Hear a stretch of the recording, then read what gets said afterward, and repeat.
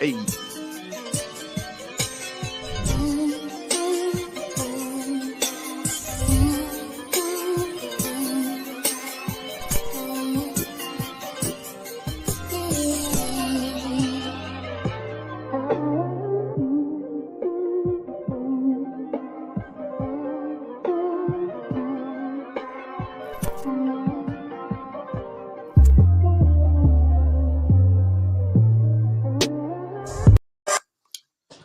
What's up, everybody? Welcome to this episode of Campus Cuts, a multicultural, intergenerational show that brings together students, faculty, entertainers, entrepreneurs, and people from all walks of life to be able to chop it up and talk about society and culture.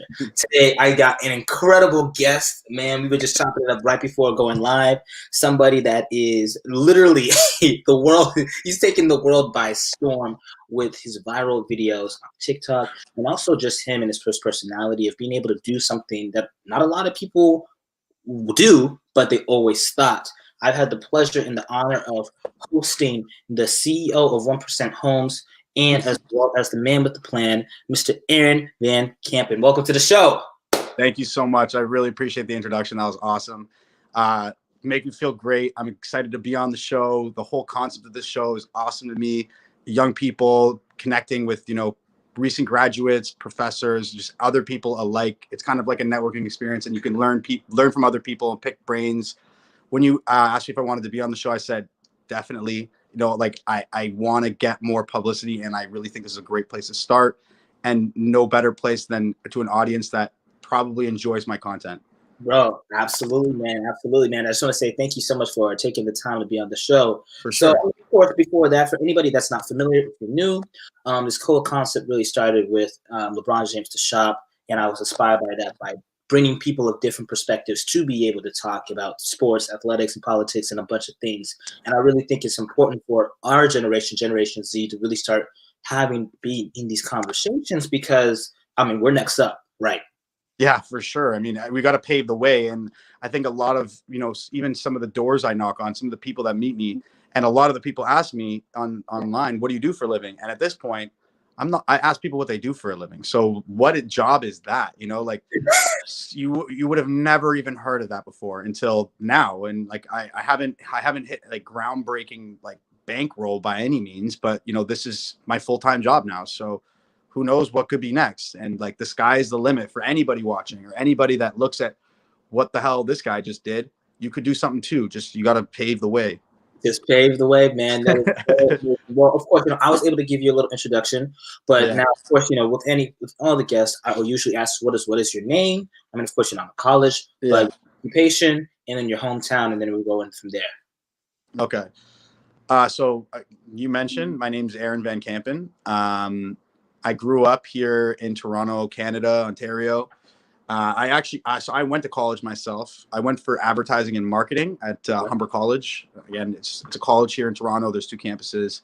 I went to Humber College for advertising and marketing, and I left. And I didn't finish, actually. Oddly enough, I still need one elective to finish. But so I went to school for advertising and marketing. I need an elective. I got a job right out of school. And it was an office job, and it was with an older demographic, and it wasn't really for me.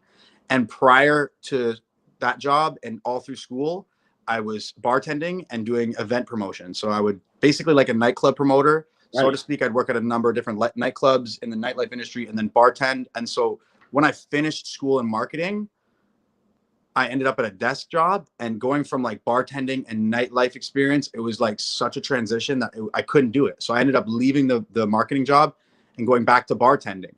And around that time, I started really hounding in on the location scouting. I got into location scouting, and I explained prior what it was, but location scouting it's a role many people don't know is a thing. Essentially, anything you watch on TV, movies, commercials, music videos, they hire a company, a locations business. So they find you locations. So if you film a commercial, I did a lot of Home Depot, Canadian Tire, Swiffer, Home Hardware, you name it, car, Lexus, Honda, Toyota. I did a lot of these big clients, and I'd find them their locations to shoot their commercials. And in a lot of commercials, there's a house involved. So I would be knocking on people's doors, and I'd be trying. First of all, I would try to call real estate agents. I would try to find, whomever I knew that might have what I need in their house. But for the Right. most part, you have to knock on the door. So I started doing location scouting, and I really pounded out the location scouting. And I was doing location scouting and bartending at the same time. And then I fizzled out of the promotion stuff. Mm-hmm. And then I came up with this creative idea to try to market my location business, because the pandemic really slowed down the film industry, and there's so many scouts and only so many jobs. So I wanted to Right. get my name out there. Right. Yeah. And I think what you did was super smart in way of being able to pivot. And it's kind of funny that you said that you're even in the entertainment industry, like in your way of being able to get into. Did you ever feel like that this was what you were going to do? I always kind of knew that there was going to be some sort of groundbreaking idea, because I've had a lot of really diverse ideas, Right. and I knew that some of them would be killer. But I didn't come from any sort of money or funding. Like, for me to start something was always the issue of, I'm going to have to dedicate X amount of time. That's going to mean I'm going to lose X amount of dollars. And I've been living on my own since I've been 18. So I always have had to pay my own bills since I was a young guy. So I could never dedicate so much time. And you always hear people, they like, oh, you don't make a revenue with your business within the first year. And I'm like, I got to pay the bills at the end of the month. I'm like, I can't miss work, so a lot of my ideas, they didn't allow me to put the time in, because I just couldn't do it. But this was something that I could mix in with the location scouting. Like, while I did location scouting, I could also potentially just knock on some doors and see it grow as it did. And now I don't even have the time to take a location scouting job right now. Really? Wait, now Yeah. why is okay? So is it because you're so busy creating content? Yeah. So there's a number of things involved. So to create one video, I have to knock on 30 to 50 doors just to get the response I want. So that takes a full day. And the amount of views I'm getting on my videos, so I'm trying to push out 4 or 5. I'd love to get 7 videos a week. So I need to keep making content constantly, or trying to. But there's so many other hidden aspects of running this TikTok page that I don't think a lot of other people have done. So I'm looking for a lot of different types of sponsors that can help me. I'm looking to connect with universities and colleges to be featured on my channel. So let's say when I knock on someone's door and they say, I'm a lawyer, and everyone's like, wow, I want to become a lawyer. Okay, Right. well, you can work with one of my sponsors and find a university close to where you live, and you could become a lawyer, and you could get a house like this. Right. So a lot of what I'm trying to do is show that these extravagant luxury ways of living are attainable, and you just can actually go and talk to these people. It does take a little bit of courage. I don't think everyone's going to have enough courage to go knock on a door per se, but these things are attainable. Right. And I think that's definitely so true. The idea of you have a lot of balls. I didn't originally, man. I didn't originally. The hospitality industry helped me a lot. So I started in hospitality when I was 16, washing dishes. And I went to busser. So I'd clear the tables, wipe the tables, run food. And then I got to bar back. And by that point I started to adapt and get more open with talking to people, and people I've never met before. So I kind of evolved my my personality to be outgoing from there. And then to location scouting, that was you literally are knocking on some random person's door. People half the time think they're soliciting you. You're soliciting, and you're just really coming to them with an offer is all. Right. So, right. which I guess could be considered some soliciting. But hey, I mean, it is a business, because whenever you think about it, I mean, I'm trying to get into the entertainment production. I want to have this. This is the beginning of my production studio. Obviously, because of COVID-19, you can't film nowhere. But what can I do? I decided to pivot. Hey, let's create a podcast, and then I'll have an opportunity to create content on all these platforms and go live, whatever. Yeah. You have to pivot. Yeah, I didn't even know about the idea that there's a thing called location scouting until today, when I'm doing more research about that and whatever. That is so wild. And again, those are the little intricacies that we really got to think about whenever a production is brewing. There's so many positions that involve one production. Yeah. And a lot of people have asked me, how do you become a location scout? I've had friends before, this whole TikTok fame stuff, ask me what is a location scout? And I explained to them, and they're kind of like, wow, I didn't know that exists. But it makes sense, because do you think people just know where to film? And do you think that who goes and negotiates where it gets done? But the way I got into it was I started as a set dresser, and then one day I was working on the job, a commercial for Honda, and there was some dude there sitting in a chair. And I remember I'd seen them multiple times. A set dresser is someone that like lifts the furniture and puts the things in position to make the set dress properly. You know? And I saw this guy sitting in a chair. I'm like, what do you do? Like, you're just chilling here? He's like, I'm actually a location manager. I'm like, what's that? He's like, I manage the location. I'm like, okay, that was a dumb question. And I'm like, how do I do what you do? Because I'm like, I'm lifting furniture out here, you know, like I wanted to like get comfortable. And he's like, well, call this guy. Maybe he has some work for you. So I gave him a call, and he asked me if I have a driver's license. And I'm like, yeah. He's like, do you know the city? I'm like, yeah. He's like, okay, well, I'm going to put you on a job scouting. Let's see how you do. If you do well, I'll give you more work. And then from there, I started working with, he was a location manager. So the location manager hired me as a scout. I've been working with that guy for like 4 or 5 years, and working with him, he referred me to other people, referred me to other people, referred me to other people. All my business was acquired through referral, and it was just based on performance. So I would bang out, like, you're looking for a backyard with a hot tub and a pool. That's a commercial. I have to go find them. I get you 16 in a day. And they're like, what do you mean you found 16 of those in a day? So I got a lot of referrals based on my performance because I was so good. I mastered knocking. I mastered using the internet as a tool. So like pools, okay, I'm like Google Earth. Knock, knock. I know you have a pool, like, you know, so stuff like that. I used different ways that maybe other people had never done, or I don't know. I'm not saying I did it better, than anybody, but I did it well, and it allowed me to get referrals. Right. And I think that's super good and interesting that how, of course, you've mastered the craft. So I want you to talk about the very first time that you knocked on a door. And how was that experience for you to be able to get out of your shell to then be like, hey, I'm going to take the courage enough to be like, hey, this is my job. I need your place. Can you give it to us? Yeah. So you're talking about the first door I knocked on to film for TikTok, or the first door for location scouting? Location scouting. Oh, so the first job I got, I don't remember what the production was because I've done so many. I could find it out, but I remember just sitting in my car, and it was houses. I remember sitting in my car and being like, knowing that the door I'm knocking on, they could be interested. And what really helped me is that these locations, they're paid. So when I go up and knock on this person's door, I'm not trying to sell them anything. I'm offering them like anywhere between like $2,000 and $10,000 to use their house. So to me, I just convinced myself that I'm knocking on the door, and it's you won the lottery almost, but it doesn't mean, you know what I mean? So it's like I'm knocking on the door with really good news. Your house could potentially be used, and you could potentially make $2,000 to $5,000 depending on how long we need the house. So I had to negotiate prices, but so the fact that I wasn't knocking on the door and trying to give something to somebody that they didn't want, that was giving them money, you know? So you have the house. Do you want the money? Here's the offer. So I had to really like embed that in my mind that I'm giving them something that they'll want. So I use that with the TikTok as well. I'm giving somebody a platform to show off their house. Like I thought about house magazines. People have these gorgeous houses. Right. People with gorgeous houses and gorgeous cars. Why do you think they bought that stuff? Because they like people looking at it, you know? So here's an opportunity for you to get a lot of press, a lot of, you know, coverage. Like I'm on the news, you know, people are looking at your house, like, and they're looking at you at the door, and you're telling them what you do. So it's kind of almost I'm giving them something they want. Maybe some people want, a lot of people don't want, but I had to convince myself that when I knocked on the door, I was offering them something. And as soon as I could convince myself that, it helped me with the courage. And I think that's a really good thing that you said, that you were offering something, because of course, if anybody in marketing, advertising or something, the word that you always hear is value. What are you giving somebody? Value.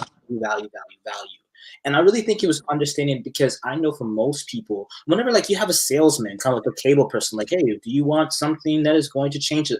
Most of the time it's more of like, hey, please buy this from me. Yeah, pretty much. Rather, now you decided to, honestly, just because of a simple trick, saying, hey, I have something that is valuable to you.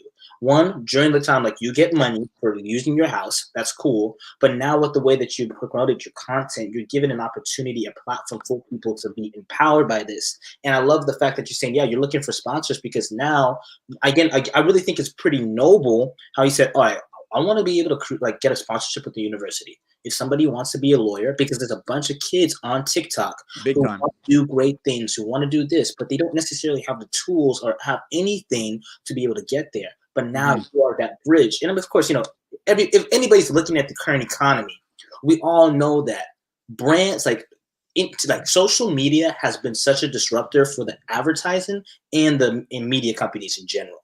Yeah. They don't resonate. And and that's why there's people like you who are doing the resonating, and then after that, they're like, oh my gosh, we need to get this guy. Yeah, I mean, I've had a few offers and things to connect with, but the offers that have come to me, and like, I can't stress enough that I want them to be on brand. And it's not all about, like, I know I got to study marketing. It's not all about being on brand. I want it to have the same values, the same messages. That's why I said partnering with partnering with a university or multiple universities across the States or across Canada. Something people can say, okay, you want to be a lawyer? What do you want to do for a living? Boom, boom, boom. Okay, you want to do this? Where do you live? Here. Okay, this is the school. This is the program that you can become to do this, all through a sponsorship site. But that's my brand. I want to be educating people, showing them that they can get this stuff. I'm also thinking about wealth management. Like, a lot of the people, you're right, they're young. I want to introduce them to platforms that they can help manage their money, save their money, invest their money, learn programs. Like, you see all these people online that are like, oh, buy this course and you learn how to do drop shipping and stuff. Like, I don't want sleaze. I want real, actual financial support for young people that can connect and see the houses. They see the glam. They think, wow, look at these houses. I'll never have that. Wait, look here, because you can have that. And this is how you can do it. So that is what I mean by connecting with my brand. Yes, it's elite stuff. It's nice. Like, a lot of the brands I'm going to be partnering with are elite, but that's the flashiness to catch the audience. Right. Catch those young kids with the flash and show them that they can actually attain it. Click here and see where you can go to get there. Right. So that's kind of what my vision is. All right. So, and dude, that is amazing because of just that nature. So talk about that. Like, of course, that obviously has to come from somewhere. Like, I want you to dive in a little bit into like your personal journey. Like, what made you want to continue to pursue such a thing? Like, you want to teach people about wealth. You want to teach people about being able to achieve more. And you mentioned that how you said you never really grew up with a lot of money or anything like that. Like, if you don't mind, like, talk about that. Yeah. So, I mean, I've heard this story many times, so I'll keep it brief. But did you learn about keeping your finances together in public school or any educational system that was provided to you? No. And I feel like you can already tell where I'm going with this. I missed out.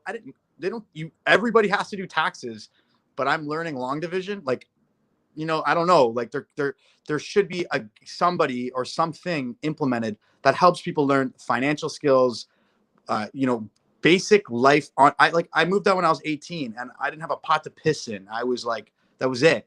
And I have to do taxes. I'm like, what is that? So the reason I kind of think that this has like a lot of distance is I can provide that ground and that knowledge and fill those voids. And maybe, just maybe, the fact that I can be a voice for that, maybe some educators and platforms where people get taught will open up their doors to see that, hey, we should maybe look at actually doing this finally, because so many young people that are coming out of like high school are like going right into real life and they don't have the life skills yet. Like, I took a class in high school. It was mandatory in the TDSB, which is the Toronto District School Board. It's called Civics and Careers. That was probably about the only class that taught anything about careers or the economy. And it was so brief. And in grade 10, I was just like screwing around. Like, I was never a straight A student. So it was hard for me to click it then. So there's different points in your life that, you should be able to grasp this. And the earlier you can start, the earlier you can get people on board, connect with them on TikTok, AKA, the better. Right. And I think that is so true as well, because I'm just thinking about my own experience in, like, you're so right. You are so right. Like, I was listening to a podcast episode of Damon John with T.I., the rapper T.I. Yeah, and okay. when he was talking about it, his podcast called Expeditiously, Damon John, T.I. asked him, hey, Damon, what was one thing that you would have wished that you would have known earlier And he said, I wish I would have known how to take care of my finances, the Yeah. financial education. And I mean, I'm not sure if people want to be conspiracy or whatever, but I do think it's kind of weird how the public, whether it's a public school board or even a private school education, doesn't necessarily provide the students to understand what type of how important the financial aspect of our lives really is. Imagine you get out of college, you get out of high school, you sign for a loan, and then you're automatically in debt for college. And then Yeah, after I you get know. out of I there, know. you're like, I need to find a job. It's only $50K a year. What? Yeah, I know. I know. And the thing is, like, I've seen friends that fall off. Like they tried to spread their wings and fly, and they don't. And like that can ripple into like depression, and that can ripple into like never actually reaching your maximum potential. And it's because your wings weren't ready because no one like got you to show how to stretch them. So, like I said, this channel could be a platform for that. Again, I'm still trying to understand who's viewing it so I can really know how to help them the right way. The analytics on TikTok really don't work in my favor. They don't show enough data. So I need to try to learn how to get more data of these people so I can give them the right connections. But yeah, I mean, that's kind of the route I'm going right now. I'm trying to learn more about what they like, what they want. I do really know and I understand people like there's controversy about what I do and if it's okay to do it and this and that. But the real part of all of this is I can use this platform to really send a good message and teach people what they could possibly never have the opportunity to learn. Right. Or, I can just have fun with it and keep people entertained and at least show people things they can aspire to be. That I would settle for that. But if I could have it my way, we would show them how to get there and what it would be, help them, give them whatever they need, access the things.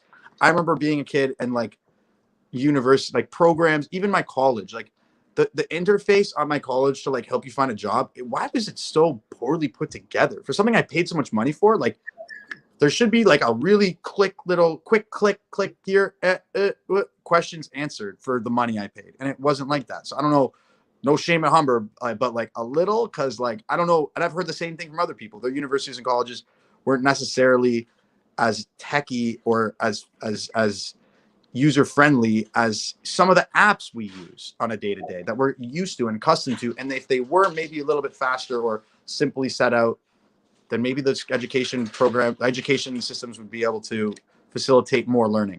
Right, absolutely. And I really think that is such a valid point in showing and demonstrating that. I remember going on my, no shame at Baylor, love you guys, Baylor, but there's this thing called Handshake down there at my school in Texas. And when you go on there, you're supposed to get connected with people. And I guess that's where LinkedIn comes in. But at the same time, though, it especially in where we are, it's just wild. It's like how, dude, what? Dude. Yeah, the times are really strange right now with COVID, and I'm concerned about how I can maintain this channel as it stands because Doug, the premier, just announced that the provinces or maybe just the city. I haven't looked because I've been so busy, but it's going back into lockdown as of today. So now I'm going to be knocking on people's doors and they're going to be in lockdown. So does that help me that people are going to be home more, or is it like people don't want to answer their door because COVID might be knocking? I don't know. So I've yet to see how it pans out for me directly, but I'm still going to keep trying to make the content. I always wear a mask. My hands are constantly, I'm washing them between people's houses. So I take the proper measures, but we'll see how the climate changes. Right. Yeah, actually, talk about that. Like, I mean, we've been in COVID for almost a year now. Almost a year since it first came out. Talk about that transition. How has that been on you? As a human being, like and talk about that transition from March to now. Yeah, 100%. So, like I said, the location scouting business, it really slowed right down to a halt because the amount of people on a production team exceed the amount of people that are allowed in a certain area at a certain, like you can't basically no filming. I was also working as a bartender up until, or like working as it wasn't even bartending. I was packing takeout food really. So I went from bartender to packing takeout food. Like I felt like I worked at McDonald's from like being a skilled bartender, like knowing quite a bit about mixology to then just packing food into a bag. So it felt like I was like in some like emergency support system, like packing food and like sending it out with like delivery drivers and stuff, and something I've never done before. I mean, and I was grateful to still have a job. It wasn't much, but I was no longer bartending. The location scouting slowed right down, and that's when I came up with the idea to, hey, I need to boost. I knew there was still filming going on, so I needed to get in touch with the right people. And like I said, all my business has come through referrals, and my referrals weren't cutting it. So I needed to come up with a way to market my business. And I thought, hey, I studied marketing. I know online is a really good platform, and people like nice houses. People like nice places. They want to see them. And then I saw the what do you do for a living trend. And I thought, you know what? Doing location scouting, half the time when I knock on these people's doors and I'm in their house, like shooting or whatever, I'm wondering, what do these people do? Like, holy, like, whoa. So I thought, hey, what if I just ask people at houses what they do for a living? What will it be received like on the internet? How will people at their doors receive it? I'm still learning. So it all really came from the pandemic, which I just founded, like we talked about, a way to pivot, and it's pivoting, and we'll see what happens. Yeah, man, bro, that is so impressive, bro. And it literally just happened overnight. And like, this is a question that I usually ask people who have and I really love how the way that you structure your stuff, like your face is obviously not shown, like still, which is really dope. And I really think that, again, that's another powerful way how we can use social media, use it as a way for people to see, hey, look what's happening around you, rather than, hey, look at me, right? But yes, 100%. That is such a smart thing. I'm glad you mentioned it, because most of TikTok is dance moves and like just reactions and stuff. And I don't really foresee a time where my face even needs to be involved in this. Like, I've had people say, hey, why don't you get your face involved? And I'm like, why? Like, people like the point of view. It's like, I'm not embarrassed to show my face, but I do think there's a cool mystery to it. I do think that, there's value there, but it's not the purpose. Like, if you want to see my face, the Instagram is there, and I'm gaining Instagram followers. But again, that's not really the goal here. Like, you could follow me on Instagram. I want to come up with a creative way to make videos and keep people connected on multiple platforms. So I'm going to be opening up a Facebook page. I have my LinkedIn updated. I haven't done that in a while, so Facebook page. I would like to.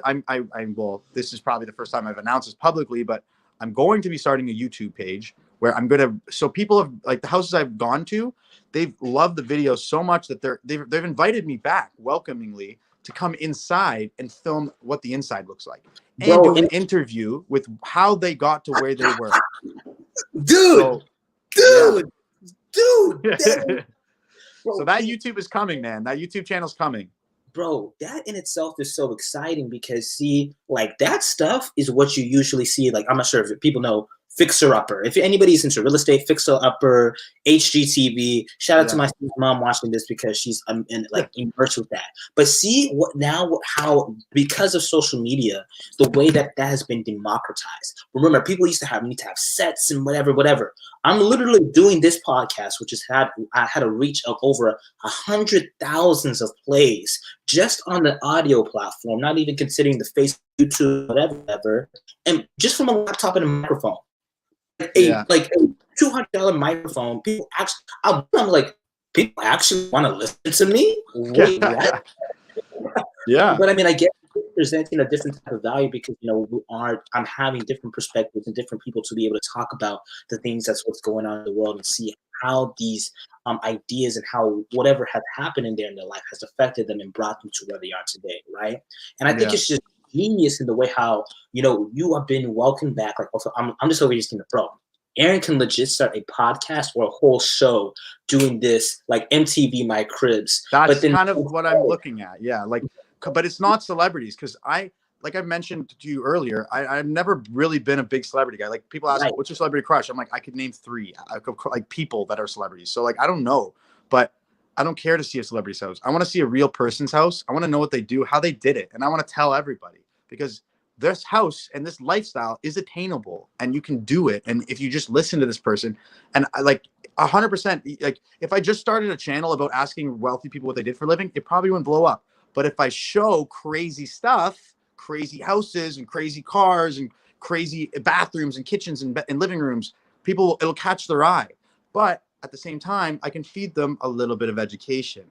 I can show them that this stuff that you see that looks phenomenal, here's how it's happened. Here's the story behind the face. Here's the story behind the bank account that bought this house. You know what I'm saying? Like that type of stuff, I can hide it, bury it, and it'll get the views because of the flash, and it'll get the education because of the story. Yeah, man, dude. I'm actually, after this podcast episode, I'm actually gonna send you a press kit of somebody that has done this. It's called they're this media. They're this a group. The oldest TikTok house called the Honey House, and basically what they did is like they're the oldest demographic. Like they're like 26 to 32. Shout out to the Honey House, whatever. They're doing some great stuff, but it's kind of like the real world. But it's not necessarily providing anything educational, right? And I feel like that's the power of education is now entering a turning point where it's like it is fun to learn. It is actually fun to entertain, but also edutainment, as it's called. Like I think this would also be considered edutainment because it's an entertaining concept with an opportunity to educate people's experiences and their perspectives. Now, what you're doing is you're taking a platform of a very fun platform to be able to provide value in a way that is going to be meaningful and helping people build and to inspire them. And I mean, at the end of the day, that's what should be our mission as a whole. You know what I mean? Yeah, and I think this, you're right. The education system is going to hit a huge ripple, and this could be something that paves the way, maybe. And everybody's attention span is getting shorter and shorter. This is why TikTok is blowing up. So if your attention span is getting slower, and all they're watching is little dance videos and like music that they probably shouldn't be listening to, that communicates things that they probably shouldn't be involved in, then where are we going? You know what I mean? So if more TikTokers and more content creators made content that was entertaining, but rewards you with education, I mean, how hard is that though? I mean, I remember like Bill Nye the Science Guy. That was probably the originator, or like, at least in my generation, that guy, he made shit funny, and that was cool to me. So this is my first time ever comparing myself to him, but I think that there could be some comparisons drawn at this point. And not yet. I mean, once I have more things educational, like once I launch the YouTube and I have little interviews, kind of like what you did here, like how did you get here? And but also showing the glam of what getting there got them. Right. Because of course, nobody like in our nature, we're always moving towards something bigger, better, anything of that nature. And now my question for you is, talk about do you feel like there's a little bit of pressure or tension with, I guess, being a viral sensation or like a celebrity sort of, not a celebrity, but of course, I mean, sure. I mean, you look at Charlie D'Amelio; she became a celebrity because of TikTok and all these social media personalities. But how has that been for you in terms of like understanding now I do have a platform and people are actually listening, and still remaining the same and remaining humble? Well, I'm definitely more cautious. Like I removed some of the stuff off my Instagram to kind of like clean it up, because I know that some of the people that might be coming and trafficking my page, they don't need to see some of that stuff, and I'm kind of trying to keep the stuff somewhat PG. Like I'm mindful of swearing. I'm even mindful of the emojis I use in my TikTok videos. Like I don't want to use anything that's going to offend anybody or cause any problems. Like I use fun, light, wholesome stuff. How I feel a little like, it is anxious, but I'll tell you, it's exhilarating. So I wake up earlier than I ever have. I go to sleep pretty much as late as I always did. Like I'm on not a lot of sleep, but I'm living like on a high right now. It's because I wake up and it's like, whoa, like every day is whoa. So that is definitely changing me. There is some stress to go with it. Like I do think about, if this dies, how I'll feel, or like if I can't get it to where I want it to be, how will I feel? But I'm okay with that, because again, this is all about learning. If I can do this once, I probably can do it again. If I can communicate a message while I execute the first one and I never am able to do it again, screw it. At least I made something with it and people learned. So the takeaway is, a lesson, and hopefully lessons. Right, man. That's a really good mindset to have, and bro, that's so real, especially in the world where everybody is so quick to get canceled. Like, do you feel like people are a little bit like restricted once they get to like a public profile? Like, especially like you're saying like you have to take stuff down and I guess kind of police yourself a little bit. Yeah. What are your thoughts on that, man?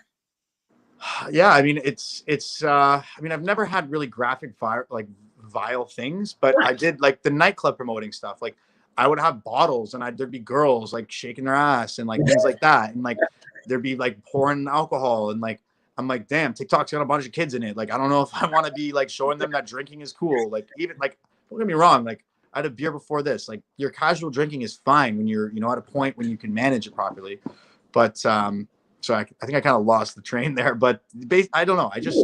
I think it's about balance, and if you can keep it balanced, I think the social media platform needs to stay balanced. You don't want to be too much of anything, but you want to watch it because, like, even like I said, like the emojis, like the emojis I use, I don't want to offend the person that I answered the door of. I don't want to offend somebody that, you know, might have that job and be like, wow, or wanted to do that job, and then I think that it's not cool enough or something, you know, and then, oh shit, I might have just offended somebody. And to a certain degree, I feel like I might be too sensitive about it. Like because I know about cancel culture and I don't want to be canceled, and I have a good message to send. So I want to have that backing and be cautious, like tread lightly. But I do think the cancel culture personally, it can be a bit radical. Like sometimes I remember when, who was it? I don't know, but I've seen quite a few people get canceled, and I'm like, really, like that might have not meant to be their thing, or like they might have just said something and like someone got offended, and that someone was someone, and now they're nobody, you know, and like it sucks, but you got to be really careful, you know. Yeah. I wish I could draw an example, but like I said, I'm so bad with names. But I remember I've heard stories, and I'm like, damn, like I think I know that guy. Like, oh, that's all he did. I'm like, whoa, like how does the internet have such a joined power to just shut somebody out? Like, whoa. You know what? There's one reference I can draw. So, a girl in my comments, one of my first videos, or actually maybe like the third, one of the top three, she commented like, make your own content, and then tag Daniel, or it's Daniel Mack, who's the guy that does this and asks people with the cars.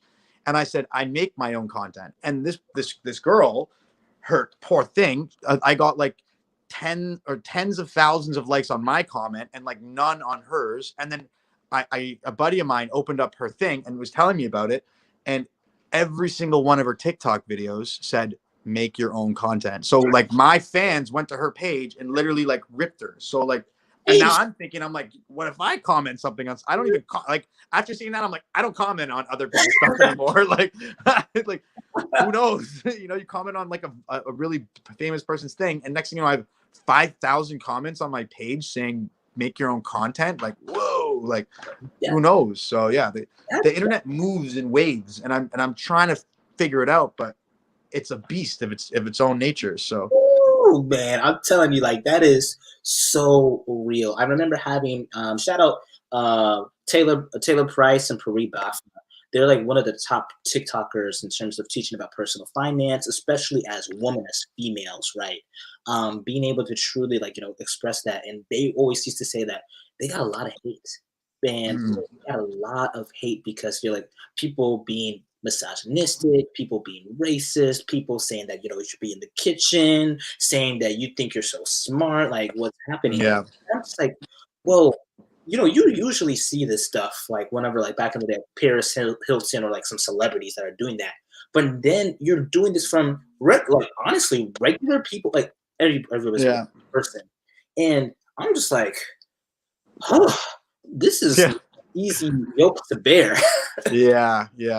And you know what? Like on a sensitive note, like I've seen a lot of comments. People say like, "Oh, it's only because you're white that you're allowed to, or you're capable of doing this." And like, I can see that, and I know that there's privilege that is involved in the world. But I really truly believe that if I was dressed like a hoodlum, no matter what color my skin is, people are gonna have a real different response at the door. If you can speak the part, you could dress the part, you can present yourself. Doesn't matter.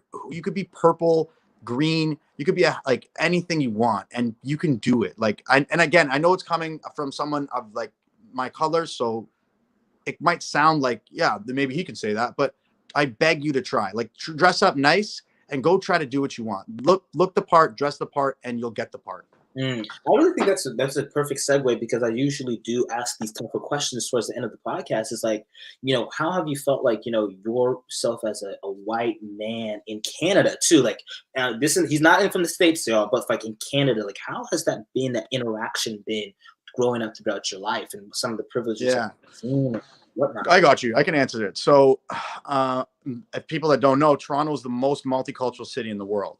And I grew up I actually went to 6 high schools. So I moved around quite a bit, all in the GTA, various reasons, moving. I did get in a bit of trouble with one at a fight, this and that. But I went to various different high schools. And a lot of them, one of them, I was the only white guy with blonde hair in the entire school.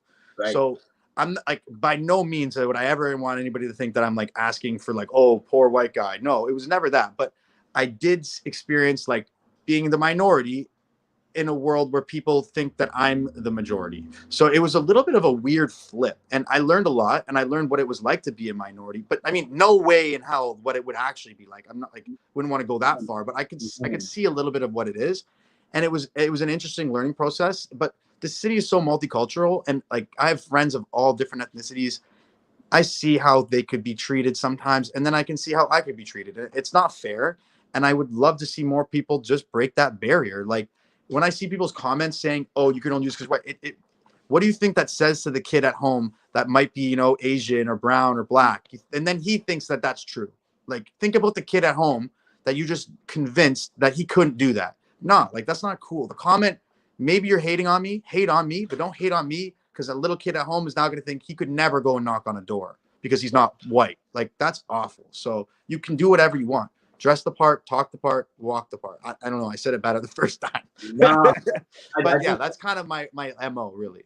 Yeah, bro, and I think that's so valuable in the way that you are able to say that, and I love the fact that you said that you have been in a place that you have been in the opposite. Like you felt like you understand the nuances of the world, and especially again cancel culture, people going crazy and saying this and trying to rip people off. But I think it's the way that it's beautiful in the way that you are able to have the humility to be able to understand that and be able to interact and do talk to that. Like shout out to Toronto, shout out to the Six being one of the top places in the world in terms of multiculturalism, because it really is important for people to get that experience. And now you're not even doing like again the way that you're focused on your content is not, hey guys, I'm creating something, look at me.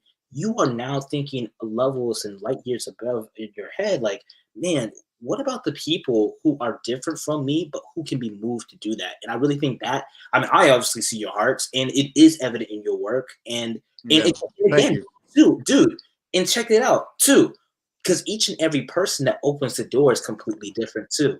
You're in Yeah. an area Yeah. where And I showcase that. If I just had one ethnicity knocking on the answering door all the time, that would suck. But you can see in my videos, this city, like there's people in all different places, different races. Like they made it. Don't think you can't. Like I love that this is actually it's a fluke, but it's happening in Toronto. And I knock on different neighborhoods. I knock on hundreds of doors. I see hundreds of different people. There's no one like race that's predominant. Like, I mean, there is neighborhoods in the city that are more segregated a little bit. Like you can find Jewish people in this neighborhood, Portuguese people in this neighborhood, like Asian people in this. You can do that, yes, but doesn't mean that the person at the door is always going to be that ethnicity. There's like Chinatown and whatnot. Like, but there could be anybody living there, and it's a mixed bag. So look at the people that answer the door. Look at the diversity. Yeah, it's amazing to see, and I think that alone can inspire people to like, oh, it doesn't matter who you are, what you are. Look, this guy did it, and not this. I'm not talking about me, like you said. It's POV from me. It's not about me. Me is not involved here. It's all about the person at the door and you watching. bro, man, that's some good stuff, man. So of course I want to be very mindful of your time, bro, because you're busy. You got all these press, you got people literally knocking on your door. But Thank you, bro. I man, really appreciate the time, seriously. man, And just talking with you, like, it helps my brain kind of align my vision. Like going over this, it helps a lot. So I can't thank you enough for giving me the opportunity to kind of unfold my ideas with you. yeah, bro. Well, so these are the last couple questions that I usually ask my guests at the end of the show. So my very first question for you is, what are 3 things that you would tell to your 18-year-old self? Yeah. I would say keep up the work ethic, keep pumping in the hours, it's worth it. Even if you're just scraping by with the hours you pump in, because while you work, you network. So keep working hard, keep meeting people where you work, never burn bridges. I would say those are the top three. Never burn a bridge, keep working hard, and keep networking. Because every opportunity I've ever got was through networking and through places and people I met.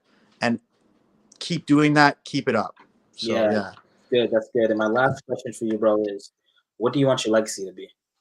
Pardon me? What do you want your legacy to be? I'd like to make a difference in how the education system works, because I don't think that it's adequate, at least where I'm from. And I've spoken to people in the States as well, and I don't like, not to like shots fired, but like some of them, they're not super educated, and I think that is a problem. And we have the internet now and Google and all these resources in our pocket. Let's line these dominoes up and like let's smarten up, you know? Yeah, that's amazing, bro. Well, bro, usually how I end my show, man, is I take a moment just to speak life over my guests, because I really feel me as a Christian and me as somebody, as a person of faith, words are very powerful. So I want to take this time just to give you your flowers. Bro, Aaron, you're one badass dude, bro. Okay. Thank you, man. Thank you. Dude, I just want to say, dude, thank you so much for just, again, showcasing and demonstrating what it means to have confidence, what it means to be able to pursue your dreams, and understanding that you are somebody that was able to be a pioneer in your own life. Moving out at 18, just hearing your story and being able to see how you were able to move, being scrappy, man. It's just so inspirational. And it's bro, it's putting a fire in me just being able to talk. There are people out here that actually are doing and creating and moving something from that, man. So I just want to say, bro, nothing but love to you and all in your future endeavors, man. I'm so grateful that we're connected. I'm so glad that you were so open in the terms of everything, man. And I hope you achieve everything that you set out and more, because you are truly deserving. And I'm so happy that it's happening to you, bro. Amazing. Dude, the experience to talk with you, like I mentioned before, it allowed me to unravel ideas, and I hope that it puts some messages into people's minds. And you know, this could be the new era. This could be the new wave. And I hope I can manage to do that and inspire more people. So thank you again for so much for allowing me to come on here and talk to you about it. Yeah, bro. Yeah, bro. Well, where can the people find you at? You can definitely find me on Instagram. That is, again, where my personal stuff is. If you want to talk to me there, you can talk to me in my DMs. I check every message, even though there's a lot. I look at them. Might not have time to respond to all of them, but I can give people insight. You can also check me on TikTok. Obviously, it's at 1% Homes. You're going to see links on there soon that are all going to be helping you to get the right connections to people, like what books to read, what financial apps you can download that will help you with your finances, who to call if you run into an issue that you don't know how to do your taxes. Where do you live? That's okay. We'll find someone for you. Like that type of stuff. You might not know where it is, and you might Google it, and you know what happens when you Google things now. There's just too much junk.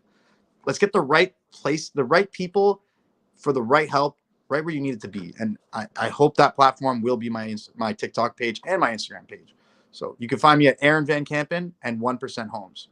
All right, y'all. Everybody go follow him. That's it. And we are